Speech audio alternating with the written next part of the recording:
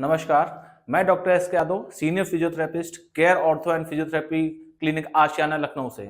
दोस्तों, आपके सामने हम एक टॉपिक लेके आए हैं जो रनिंग के बाद पेन होता है नी में या फिर एंकल में या फिर थाई के पीछे क्रैम्प आता है या थाई के पीछे मसल पुल हो जाती है, उसी को लेके हम आपके पास आए हैं एक वीडियो बनाने। और इस वीडियो में हम बताएंगे कि रनिंग कैसे करनी चाहिए, रनिंग का पैटर्न क्या होना चाहिए, ब्रीदिंग पैटर्न क्या होना चाहिए, शूज का सिलेक्शन कैसा होना चाहिए, स्ट्रेचिंग कैसे होनी चाहिए, पहले स्ट्रेचिंग होनी चाहिए, बाद में स्ट्रेचिंग होनी चाहिए, क्या-क्या एक्सरसाइजेज होनी चाहिए। और हम आपको ये भी बताएंगे कि उसमें हमें जो प्रिकॉशन क्या-क्या लेने चाहिए। और साथ-साथ जो यूपी पुलिस के बच्चे हैं, हमारे पास कुछ मैसेजेस कर रहे हैं, कुछ कॉल कर रहे हैं कि सर एक वीडियो बना दीजिए, हमारे नीज़ में पेन होता है, किसी को सिंगल नी में, किसी को बोथ नी में और एंकल में पेन होता है। और क्यों होता है ऐसा? हम क्या क्या ऐसा परहेज़ करें या फिर क्या ऐसे प्रिकॉशंस लें या फिर कौन सी ऐसी एक्सरसाइज़ेस करें जिससे हमें पेन ना हो? तो दोस्तों, एक सिंपल सी बात है कि हम देखते हैं कि जो आजकल युवा हैं या फिर जो आजकल यूपी पुलिस के लिए तैयारी कर रहे हैं, रनिंग के लिए तैयारी कर रहे हैं, उसमें होता क्या है, फिजिकल एक्टिविटी नहीं होती है बच्चों की, जो भी रनिंग सीधे डायरेक्ट रनिंग में जाते हैं, तो मसल की स्ट्रेंथ उतनी अच्छी ना होने की वजह से हमें पेन आता है या फिर जो बच्चे हैं उनको पेन आता है नी में और इंटरनल स्वेलिंग हो जाती है, फिर वो चलते हैं तब भी पेन आता है। एंकल में पेन होता है तो बैलेंसिंग हमारी खराब हो जाती है चलने के दौरान या फिर रनिंग के दौरान।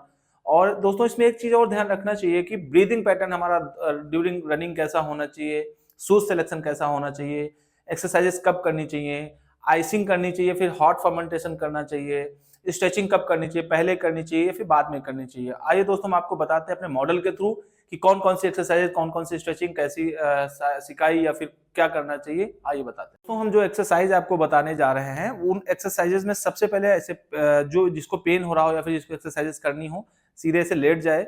लेटने के बाद हमारे जो ये देखिए पंजे हैं, इसको सीधा करें, दोनों पंजों को अंदर की तरफ ले जाए, बाहर की तरफ लाए, फिर अंदर की तरफ ले जाए, फिर बाहर की तरफ लाए और चाहे तो ये अंदर तरफ ले जाके होल्ड भी कर सकता है और इस हिस्से को टाइट करे। इस बहुत अच्छी एक्सरसाइज है हमारे थाइज के लिए। क्वाड्रिसेप जो हमारी है और हैमस्ट्रिंग जो है, इसमें स्पेशली हम क्वाड्रिसेप पे काम करते हैं। क्वाड्रिसेप हमारी कॉन्ट्रैक्ट होती है तो अच्छी पावर जनरेट होती है और इसी में हमारे काफ मसल की भी स्ट्रेचिंग हो जाती है हल्की सी और पावर भी जनरेशन के लिए काम करते हैं। दूसरी एक्सरसाइज जो हमारे बताएंगे, ये जो हमने बताया इसको 10 बार रिपीट कर लेना चाहिए, अंदर की तरफ 10 बार, बाहर की तरफ 10 बार और होल्ड करना है। तो 5 टू 7 सेकंड या 5 टू 10 सेकंड अपने अकॉर्डिंग, जिसमें कोई प्रॉब्लम हो वो होल्ड किया जा सकता है। दूसरी एक्सरसाइज जो होगी दोस्तों, ऐसे एक बॉल होना चाहिए। बॉल नहीं है तो पिलो को भी हम डबल करके या रोल करके पिलो रख सकते हैं। उसको सबसे पहले हम यहाँ पे रखेंगे इसको और इस पैर से पंजे को अंदर खींचेंगे, इसको नीचे के लिए दबाएंगे। अगर आपके पास बॉल नहीं है तो आप एक पिलो भी ले सकते हैं, पिलो से हम एक्सरसाइज कर सकते हैं, कोई प्रॉब्लम नहीं है। 10 सेकंड तक इसको बॉल को दबा के रखेंगे पूरी पावर से और होल्ड रखेंगे। उसके बाद फिर पंजे को छोड़ेंगे और जो हमारा प्रेशर उसको रिलीज करेंगे। सेम एक्सरसाइज हमको इस पैर से भी करनी है, होल्डिंग पैटर्न सेम रहेगा, 10 टाइम इससे या 10 टाइम इससे रहेगी एक्सरसाइज रहेगी। उसके बाद हमें दोनों पैरों को मोड़ लेना है।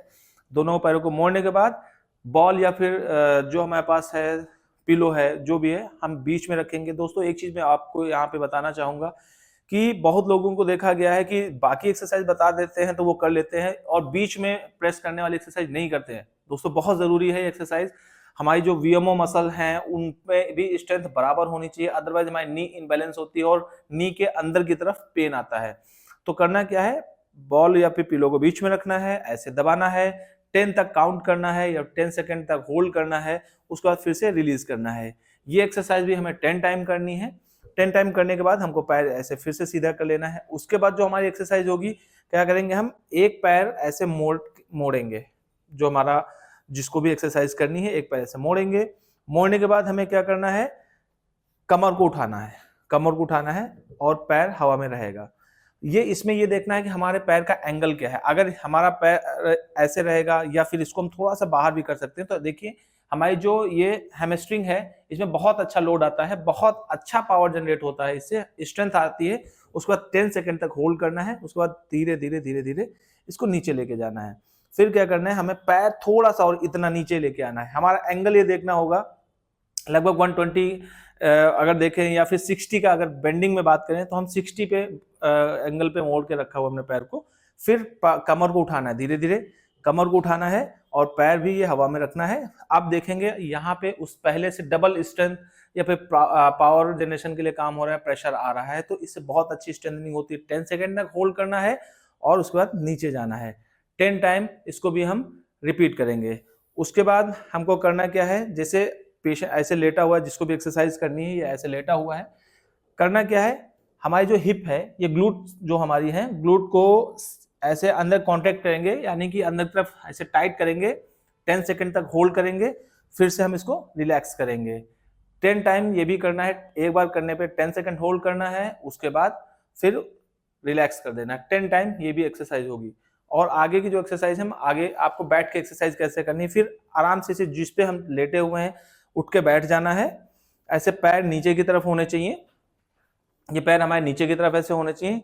उसके बाद करना क्या है, आप चाहें तो अपने अकॉर्डिंग इसमें पावर के लिए वेट भी डाल सकते हैं, कोई प्रॉब्लम नहीं है। उसके बाद दोनों पैरों को एक साथ भी किया जा सकता है, कोई परेशानी नहीं है। अगर किसी को परेशानी होती है सिंगल सिंगल पैर कर सकता है। पैर को ऐसे ऊपर उठाएगा, पंजों को अंदर खींचेगा, इस हिस्से को पूरा टाइट करेगा। जिसको पावर एक्स्ट्रा स्ट्रेंथ के लिए काम करना है तो 1 kg 2 kg या फिर 3 kg 4 kg अपने अकॉर्डिंग वेट यहाँ पे किसी भी चीज में बांध के या फिर किसी चीज में लगाया जा सकता है, कोई प्रॉब्लम नहीं है। उसके बाद 10 सेकंड होल्ड करने के बाद धीरे धीरे नीचे जाना है। उसके बाद फिर से सेम चीज करनी है 10 टाइम, 10 सेकंड होल्डिंग के साथ 10 टाइम रिपीट करना है दोस्तों। और जो हमारी नेक्स्ट एक्सरसाइज होगी, बहुत अच्छी एक्सरसाइज है, पावर जनरेशन के लिए एक्सरसाइज है, बहुत ही यूजफुल एक्सरसाइज है। उसमें करना क्या है, हमें ऐसे दीवार के पास खड़े हो जाना है और थोड़ा सा दीवार से लगभग 1 से 1.5 फीट की दूरी बना लेनी है।